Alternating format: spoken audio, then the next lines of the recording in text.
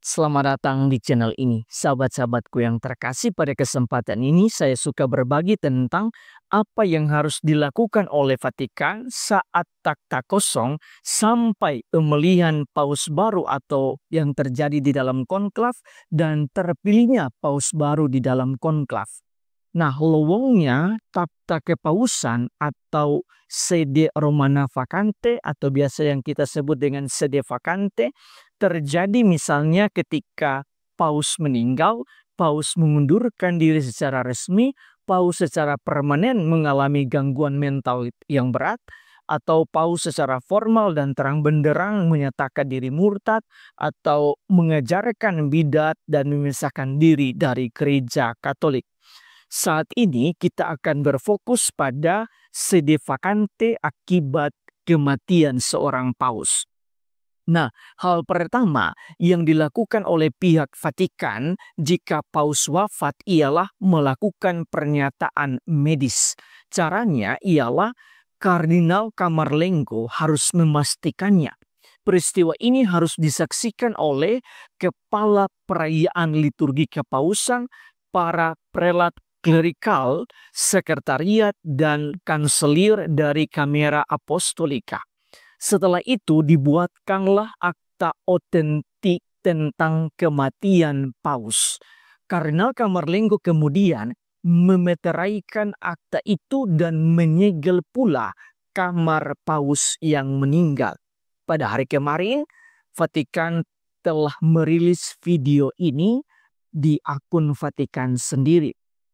Nah, Kardinal Camerlengo kemudian menyampaikan berita kematian paus kepada seluruh kardinal vikaris kepausan Roma untuk menginformasikan berita itu kepada seluruh penduduk Roma.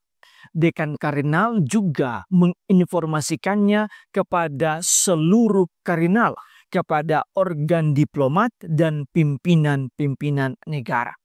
Selanjutnya, para kardinal harus berkumpul di Roma dalam waktu 15 hari setelah takhta kepausan resmi lowong.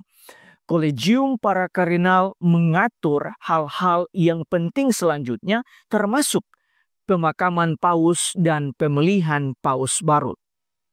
Nah, pemilihan paus baru harus dilakukan dalam konklav, yaitu pertemuan para kardinal yang tertutup dari dunia luar yang dikhususkan untuk pemilihan paus baru. Menurut aturan kardinal elektoral, yakni mereka yang berhak memilih dan dipilih adalah yang berusia maksimal 80 tahun. Nah, Ketua KWI kita telah menjelaskan bahwa pada saat ini ada sekitar 200-an kardinal, tetapi yang memiliki hak dipilih maupun memilih itu sekitar 120 kardinal. Termasuk di dalamnya kardinal kita, Bapak Kardinal Suharyo, yang juga memiliki hak dipilih dan juga hak untuk memilih. Nah, selama proses ini, tempat pemilihan dilakukan di Kapel Sistina. Tempat tinggal para kardinal di Domus Santa Marta. Dan perayaan liturgi dilakukan di Kapel Sistina, Capella Paulina, dan Basilika Santo Petrus. Selama proses ini, para kardinal sama sekali tidak boleh berhubungan dengan dunia luar dan tidak boleh didekati oleh siapapun. Jika mereka membutuhkan hal yang urgent, harus sepengetahuan Kardinal Camerlengo dan 3 kardinal pembantu. Konklav dimulai dengan misa votif di pagi hari, yaitu misa dengan intensi khusus untuk pemilihan paus pro eligendo papa. Pada sore hari, para kardinal berarak ke Capella Paulina menuju Capella Sistina sambil menyanyikan lagu Veni Creator Spiritus. Artinya mereka memohon bantuan Roh Kudus untuk terselenggaranya konklav yang akan berlangsung ini. Sesampainya di Kapel Sistina, para kardinal disumpah untuk akan menaati kuasa Petrus, munus Petrinum sebagai gembala seluruh gereja universal dari siapapun yang nanti akan terpilih sebagai paus, dan disumpah pula untuk menjaga segala kerahasiaan dalam proses konklav. Sumpah dimulai dari dekan kardinal atau dari yang tabisannya paling tua. Sesudah sumpah selesai diucapkan, maestro dari perayaan liturgi kepausan akan berseru extra omnes. Lalu semua yang tidak berkepentingan, yaitu yang bukan para kardinal elektor, harus keluar dari Kapel Sistina. Kemudian pertanyaannya ialah bagaimana bentuk pemilihan. Agar paus baru sah terpilih harus memenuhi 2/3 dari seluruh suara. Suara harus diberikan secara rahasia dengan menuliskannya pada sebuah kertas. Perhitungan suara dilakukan oleh Kardinal Camerlengo didampingi oleh 3 asisten.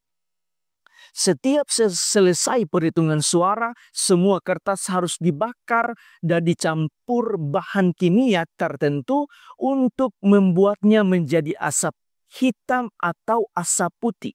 Asap ini akan keluar dari cerobong asap dan menjadi tanda bagi dunia luar apakah paus sudah terpilih ataukah paus belum terpilih.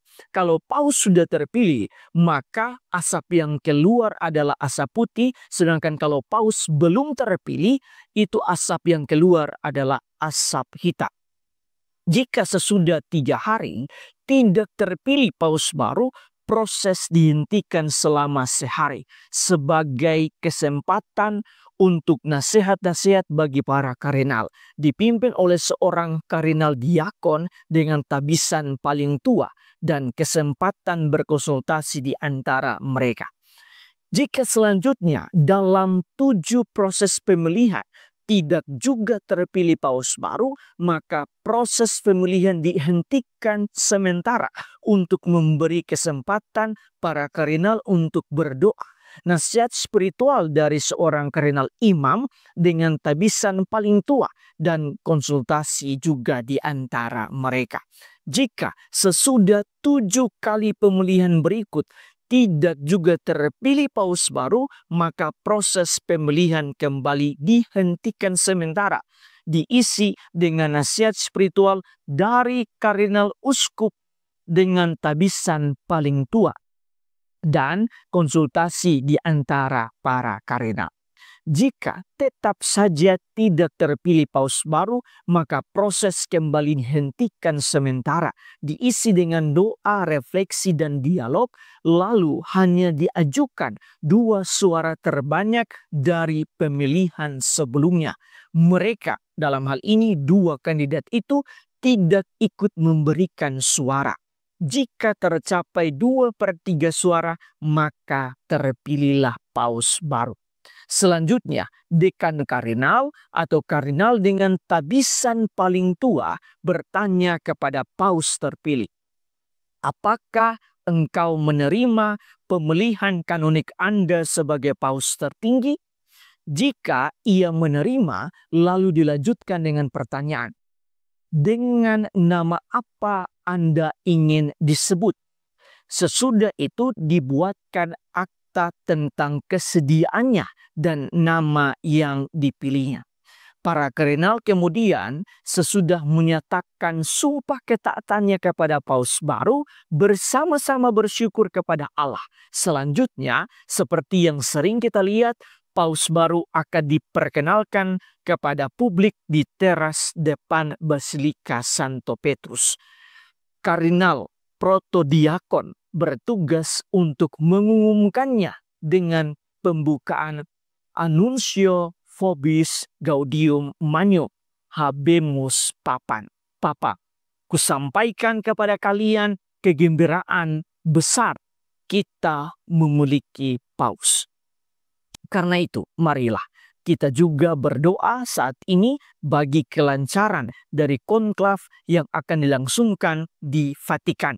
kita berdoa sambil mempercayakan sepenuhnya kepada karya Roh Kudus. Gereja ini adalah milik Allah sendiri dan Roh Allah atau Roh Kudus tahu dengan pasti siapa yang tepat untuk menggantikan Paus Fransiskus. Tuhan memberkati kita semua dan Tuhan memberkati gereja kita serta Paus baru nantinya. Tuhan memberkati.